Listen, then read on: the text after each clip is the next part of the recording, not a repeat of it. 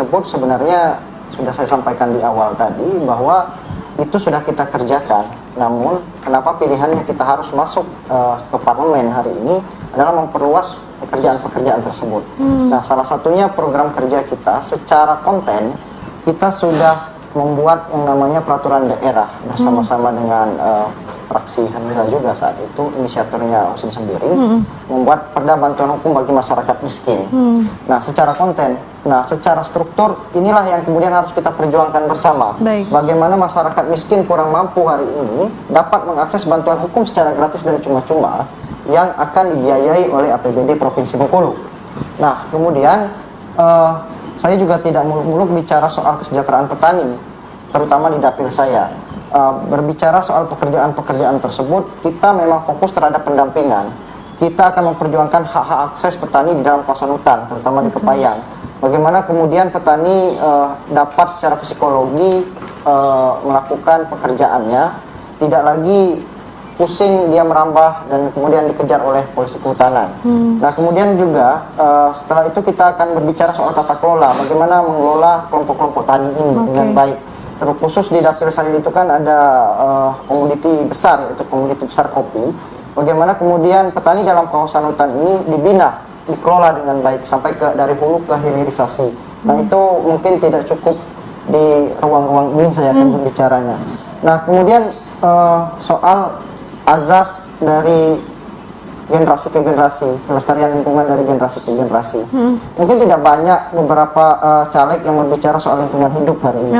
Saya mencoba keluar dari arah mainstream tersebut dan mengajak seluruh lapisan masyarakat untuk peka terhadap yang kita rasakan hari ini. Beberapa hari ini juga kita sudah rasakan bahwa dampak dari perubahan iklim bagaimana. Nah, kesadaran-kesadaran itulah yang kemudian kita susun, yang sebenarnya sudah lama pendahulu kita dari 1972 di Stockholm sudah berbicara soal pembangunan berkelanjutan, pembangunan berwawasan lingkungan. Sampai di 1992 di Rio de Janeiro dia sudah berbicara lagi soal itu. Terakhir di 2004 sudah berbicara soal itu. Namun implikasinya ataupun implementasi dari hal-hal tersebut belum kita rasakan di titik Provinsi Bengkulu ini.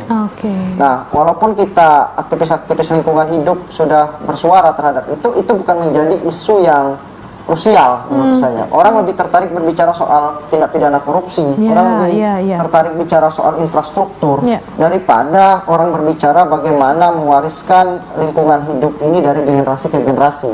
Nah, itu yang kita perjuangkan. Lagi-lagi saya bilang bagaimana sistem kerjanya nanti juga tidak bisa kita sampaikan di sini.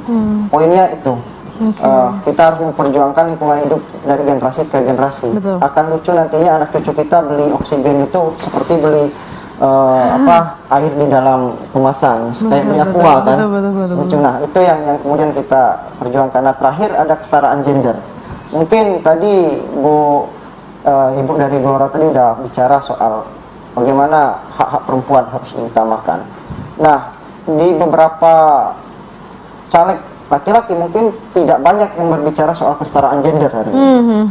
Orang sudah mulai berbicara keterwakilan perempuan 30%. Nah, kalau saya lebih ke arah bagaimana antara perempuan dan laki-laki itu sama, setara di mata hukum.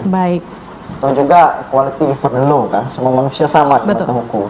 Nah, itu yang kemudian kita perjuangkan. Mungkin agak kurang masuk akal, namun hal ini harus dimulai, Mbak. Teman-teman di Jawa udah mulai berbicara bagaimana sustainability development dan pembangunan berkelanjutan dan segala macamnya. Kita jangan fokus terhadap infrastruktur. Saya lebih kepada sumber daya manusia.